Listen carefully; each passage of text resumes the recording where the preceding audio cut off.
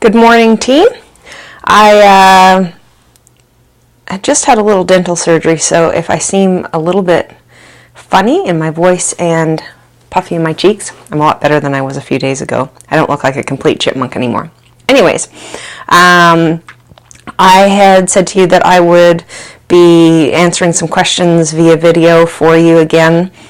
Like I said, I did this a little while ago and got some good feedback that people felt like they learned a lot being able to hear the questions. You know, someone sends in some questions and often a lot of people are wondering the same thing, and so this is a good way for us to all get the information that we're looking for. And so I'll do this from time to time. Just so happens this week that this was set up so that I did a couple this week for you. I am going to pull up. So this question, the first person that I'm doing this with this time was Renee, and we had talked about the questions at Texas in my last video. And this one is a little bit more, this is going to be a little bit longer video, so hopefully you have some time and a coffee or something to drink in your hand and enjoy this. So I might cut it off halfway and just do a series on her questions, because I thought that they were good questions and questions I've been asked plenty of times.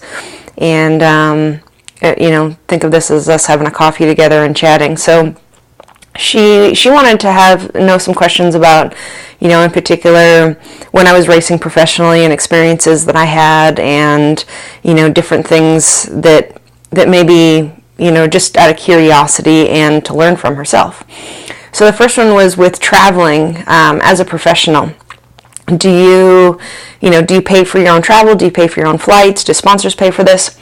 So this works a lot of different ways, and different ways for different races and different professionals. Obviously, if you are at the very top pointy end and top 5 in the world, then that kind of thing is always paid for, and it's typically paid for by the races. You get you decide to go to a race, and then they set up a contract with you that is, you have obligations to the race as far as an athlete in performing, and, you know, maybe some media obligations or different, you know, obligations through interacting with everyone and that kind of thing. And they'll offer, just depends on the athlete, but they'll offer sometimes travel, sometimes they'll offer travel, hotel, and a food stipend. Sometimes it'll be food, travel, a food stipend, and an appearance fee. Just depends on the race and your level of athlete.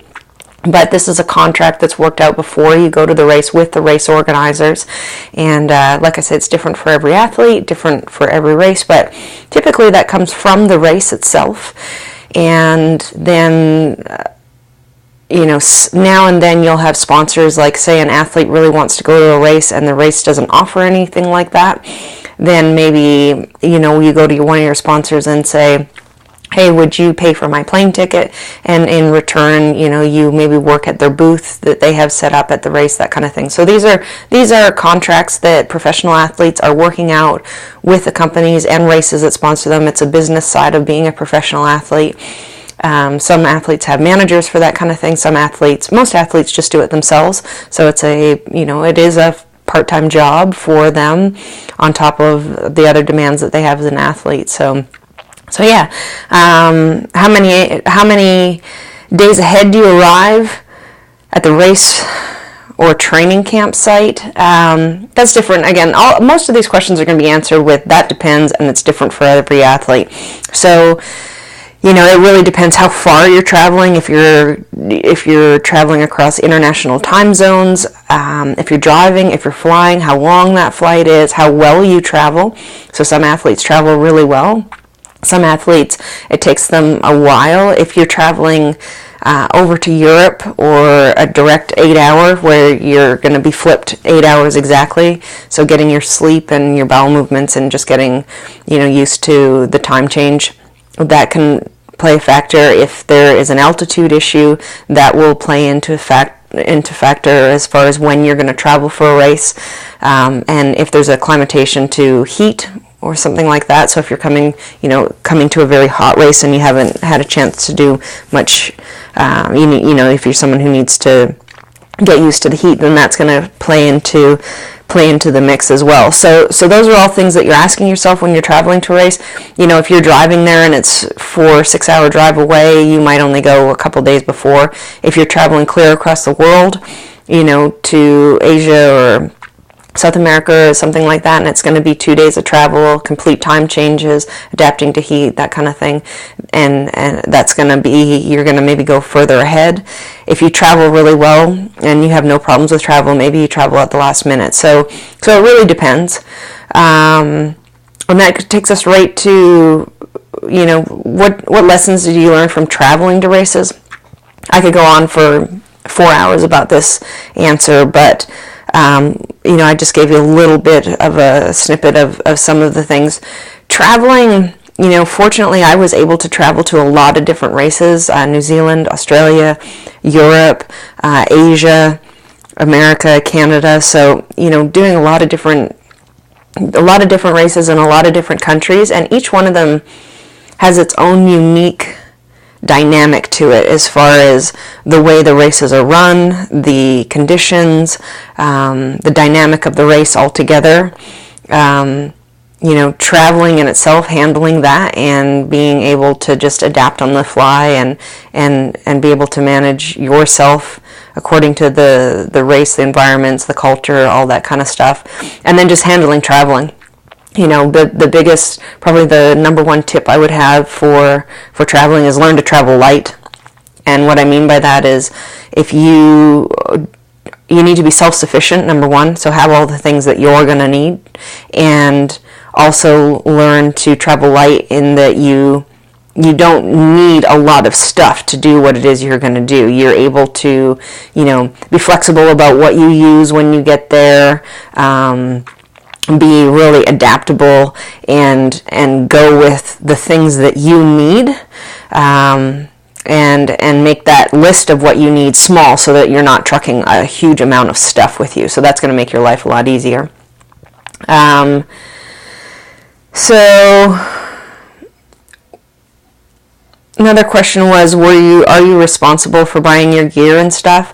And so both these questions I've already touched on them a little bit. How do you manage jet lag, food, and logistics?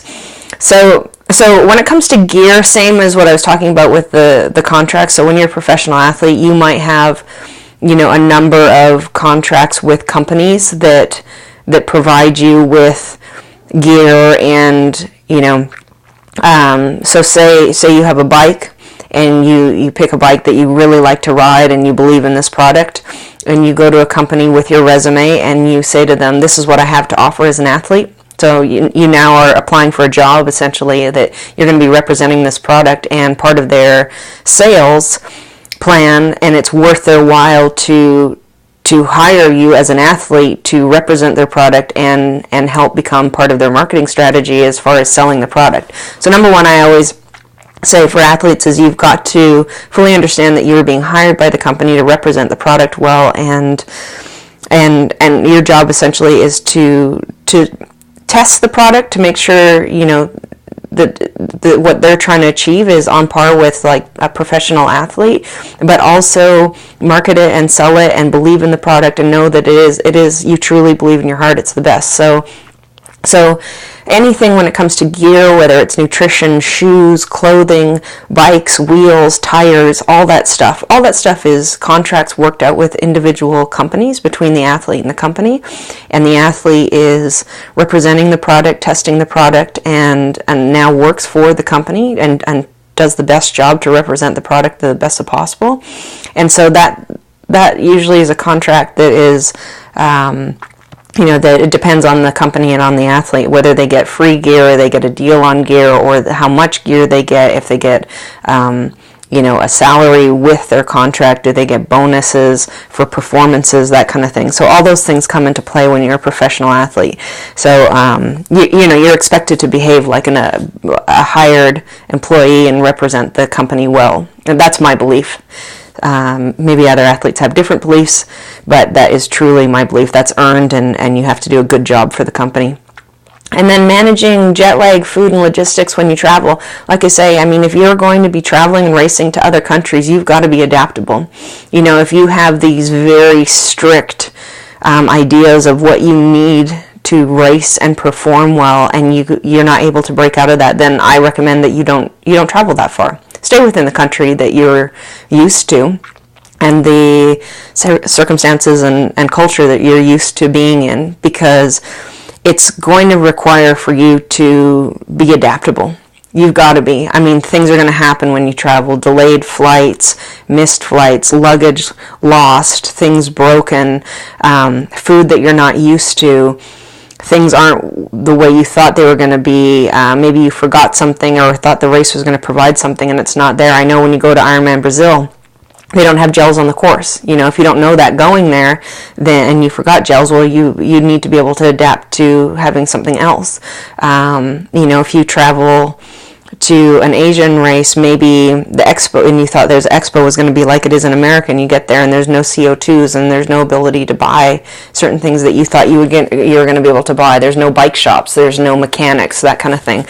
So, you know, you've got to be adaptable, and you got to kind of know where you're going and respect that, and like I say, be self-sufficient and be able to handle things yourself. So I'm going to stop there, because, you know, this is about almost 12 minutes long, and there is a lot more questions, so we will do this in a series, and maybe I'll address the next block of questions in a couple days for you. And, you know, I'm going to post this just on the team page, so this is obviously very casual and for you guys. So if you have some questions, or you want to add to this on the Facebook thread after I post it, go ahead and we can start a little conversation. And hope you enjoyed this, and hope you had some of your maybe curiosities and questions answered. Cheers.